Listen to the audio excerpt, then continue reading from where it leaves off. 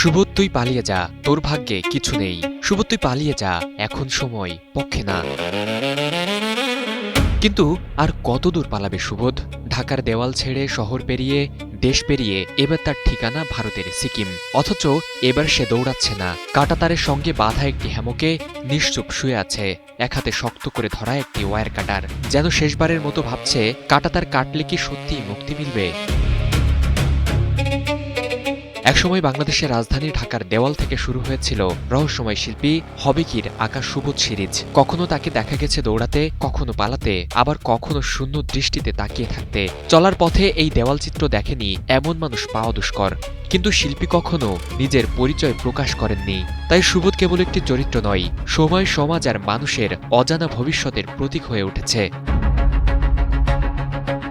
এবার বাংলাদেশের গণ্ডি পেরিয়ে সুবোধের দেখা মিলল ভারতের সিকিমে। জুন মাসের শেষের দিকে গ্যাংটক রূপক সড়কের মাঝিদার নালা ব্রিজের কংক্রিটের দেওয়ালে প্রায় ২০ ফুট জুড়ে স্প্রে পেইন্ট ও স্টেনসিলে আঁকা হয়েছে বিশাল এই শিল্পকর্ম। শেষ প্রান্তে আগের মতোই শিল্পীর স্বাক্ষর। হবে কি?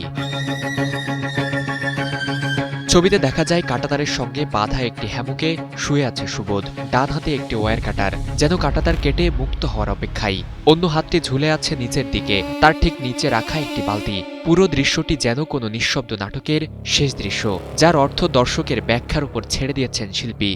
রাজধানীতে নিজস্ব জমিতে আমরা গড়ে তুলছি আপনার সুখের আবাস, এডিসন রিয়েল এস্টেট। স্থানীয়রা জানিয়েছেন, কয়েকদিন ধরেই দেওয়ালটিতে এই গ্রাফিতি দেখা যাচ্ছে। আর এই সময়টাও যথেষ্ট গুরুত্বপূর্ণ। ঠিক যখন কথিত বাংলাদেশিদের অনুপ্রবেশের অভিযোগে ভারত থেকে জোরপূর্বক ফেরত পাঠানোকে কেন্দ্র করে দুই দেশের সীমান্তে উত্তেজনা চলছে, তখনই সীমান্তের কাছাকাছি এমন একটি শিল্পকর্ম নতুন প্রশ্নের জন্ম দিয়েছে। তাহলে কি এটি কেবল একটি দেওয়ালচিত্র, নাকি কাঁটাতারের দুই পাশে বিভক্ত মানুষের গল্প? ওয়্যার কাটার কি মুক্তির প্রতীক, নাকি ভাঙতে যাওয়া অদৃশ্য সীমান্ত রেখা? আর নিচে রাখা সেই বালতি অপেক্ষা, বেদনা, নাকি রক্ত ঘামের প্রতীক?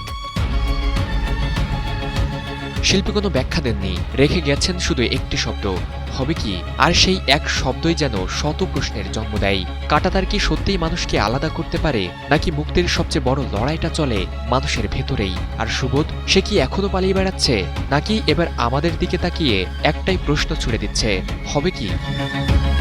ফরিদুল ইসলাম ইমন, নিউজ 24, ঢাকা।